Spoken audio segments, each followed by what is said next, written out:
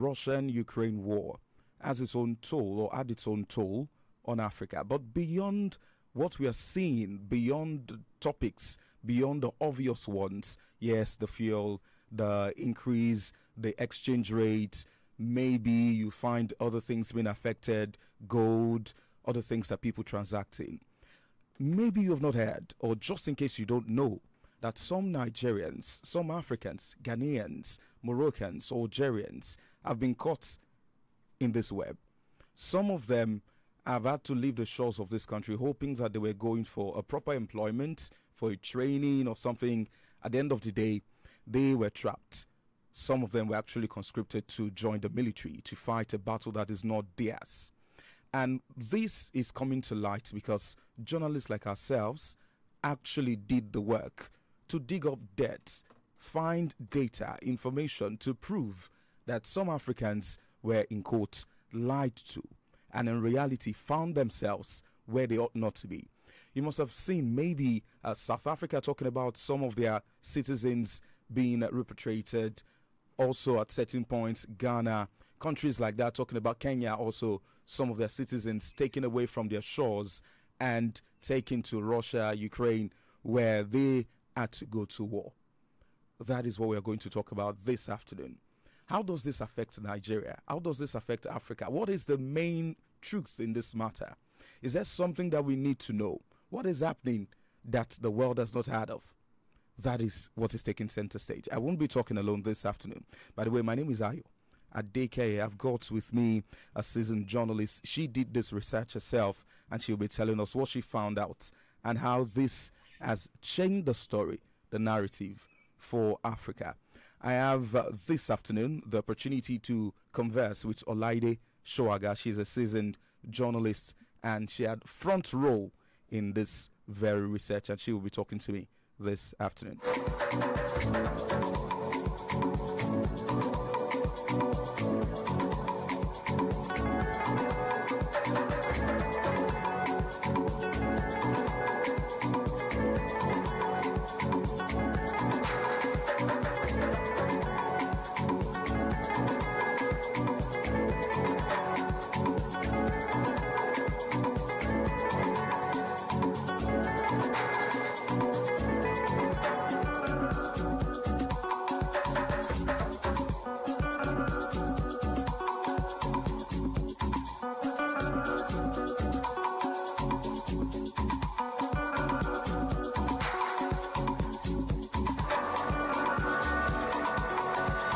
It's time to talk the real talk, and we're going to be talking this afternoon with Olaide Shoaga, and the topic is centered on the war in Ukraine, Russia, and how it has affected Africans, the delayed intervention of fuels, illegal war recruitment risk, what is happening that we do not know beyond the headlines, something that is actually happening, people losing lives, and the data.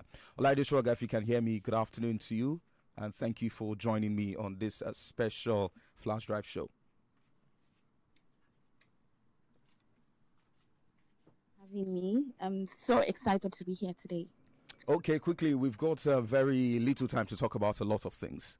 So I would like to start from the moment that you discovered the illegal war recruitment involving Africans.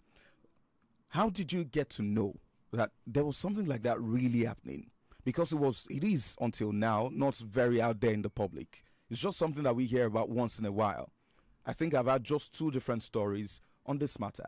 So at what point did you know that there's something here that I need to look for? There's something here that I need to zoom into. At what point? Okay.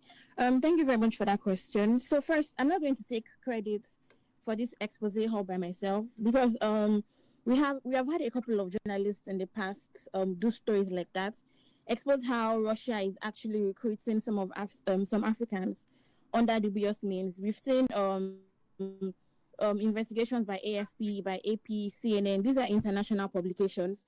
And even down to Nigeria, we've also seen our own local platforms, publish stories like this. We've seen Punch, we've seen FIJ do stories like this. So I didn't want to report, what has already been reported. I needed to, dive into it a little bit and report it from another angle. And the angle that I found, most befitting was, okay, so how is the Nigerian government responding to this? What is their reaction? Because so as a reporter, most times I cover international news. So I've seen how Kenya and government, two African countries who are equally involved in this, how they're acting. So they're not wasting their time. They're swiftly responding to this. And I'm like, okay, so what is Nigeria doing? I remember in February 15, yes, on February 15, I saw a press release by the Nigerian Ministry of Foreign Affairs warning Nigerians not to, put themselves in this mess. But then it goes beyond just a warning. You are warning, okay, and I must also add that. So it was just a warning, and then even in the press release that they released, they didn't make mention of any country. They didn't make mention of Russia. They didn't make mention of Ukraine. They only stated that, oh, we are warning our citizens not to fight for any foreign country. But this is the what is actually happening is not just involved. So it does not just involve any country. It involves Russia and Ukraine. And so why are they not mentioning names? So it was at that point I knew that, I think I have to compare what our government is doing with other African governments that are actually involved in this.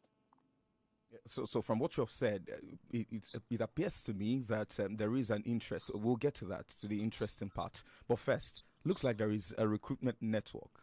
How do they go about doing this? How do they convince people? Because you cannot tell me to leave Nigeria and come to Russia to come fight for you. So how did you discover that this was going on? And what does the network look like? Okay, so this network is not just a loose network. It is actually very coordinated if you look at it.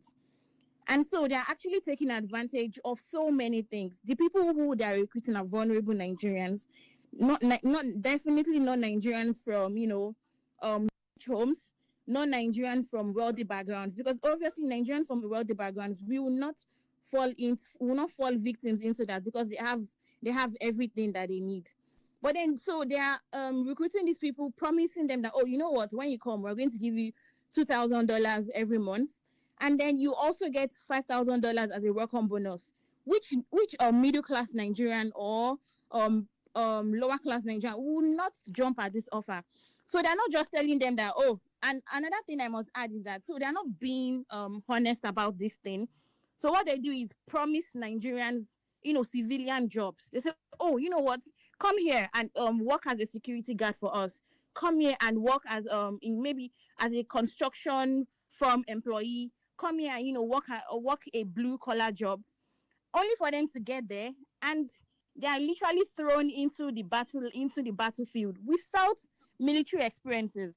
So these people that they are employing, most of them that are recruiting, most of them do not have any military background whatsoever, well, except for some people like Adamu Abubakar. Even Adamu Abubakar, he was a naval officer in Nigeria. But they didn't tell him that he was coming to Russia to work in the military and fight in one of the most dangerous wars in the history of Europe. He didn't know that. Other Nigerians who did not even have military backgrounds, who like a particular person, Oloko, who was a trader in Ibadan, none of them had any idea that they were going to Russia to go and fight in a very dangerous war. A war in which they had literally zero experience in fighting. So this war was not a loosely coordinated scam. It was a very organized and coordinated transnational scam network.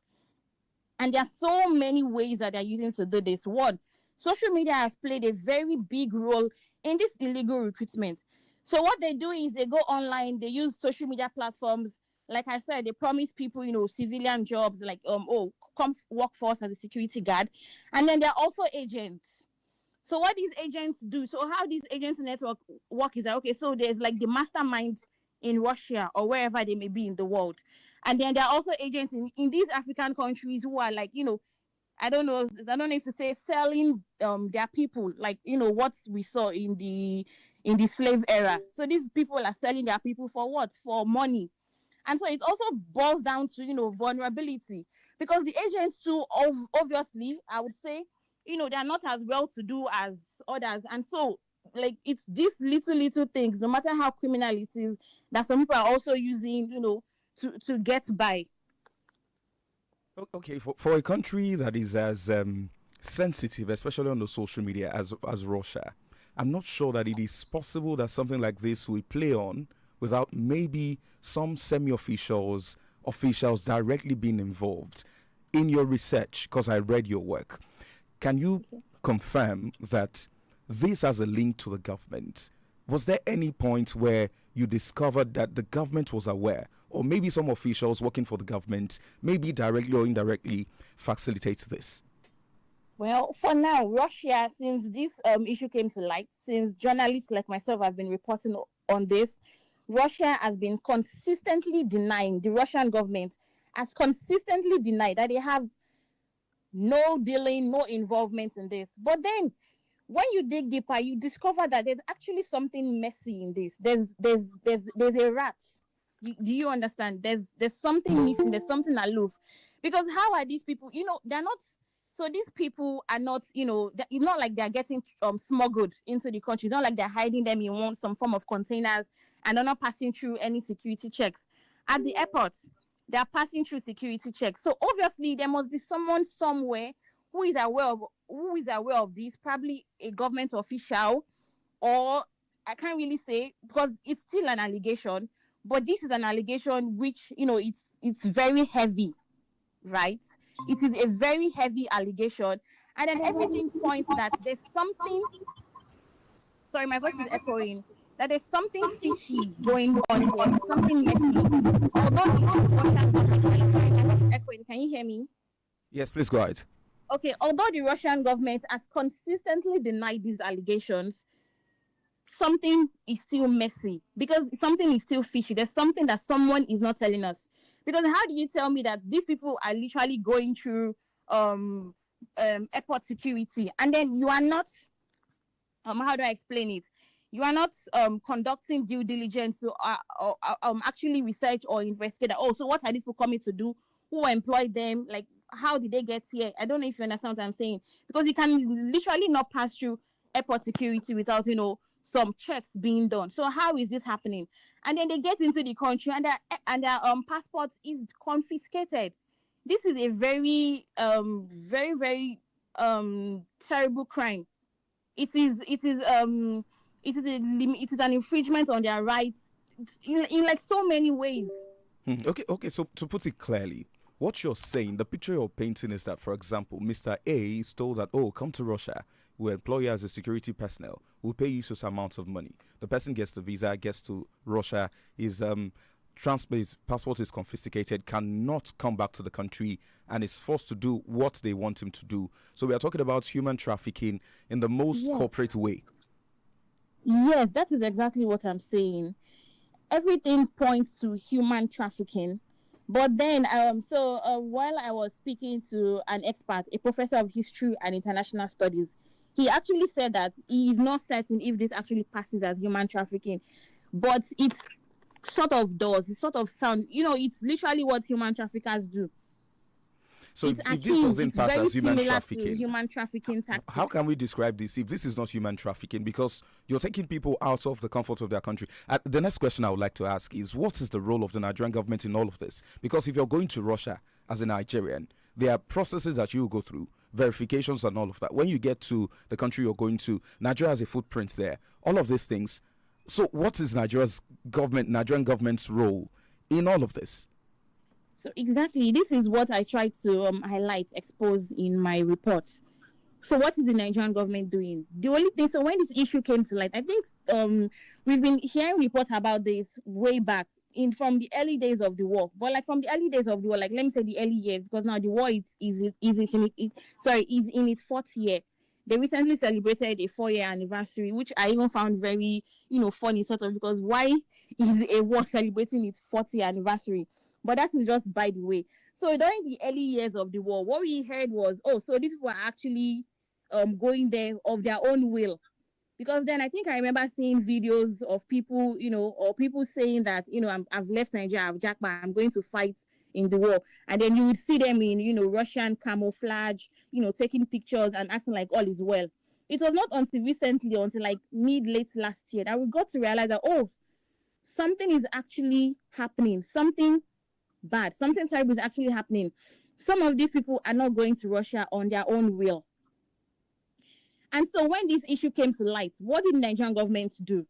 Kenya, South Africa, Ghana have been taking, Egypt, they all have been taking a really firm stance on this from the beginning.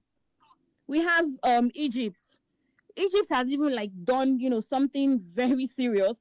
So while I was interviewing a lecturer, the international studies lecturer, he said every citizen, regardless of your country, you have a right to decide if you want to fight for a foreign country. He said that this applies for Nigeria. But in the case of Egypt, there's nothing like that anymore. If the Egyptian government catches you, their citizen, fighting in a foreign war, regardless of if it's their ally or not their ally in the global system, you are liable to like life imprisonment, and you are the government is going to revoke your citizenship. So this is one of the boldest stance that I've seen any African government take as regards this matter. Ghana also, they made use of diplomatic engagement.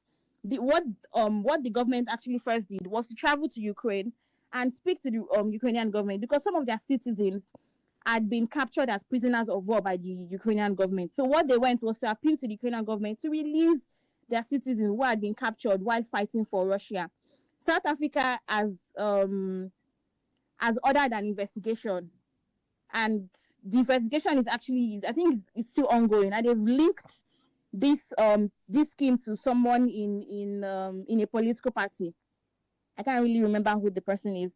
And Kenya, this has drawn parliamentary attention, because even the parliament they've discussed about this.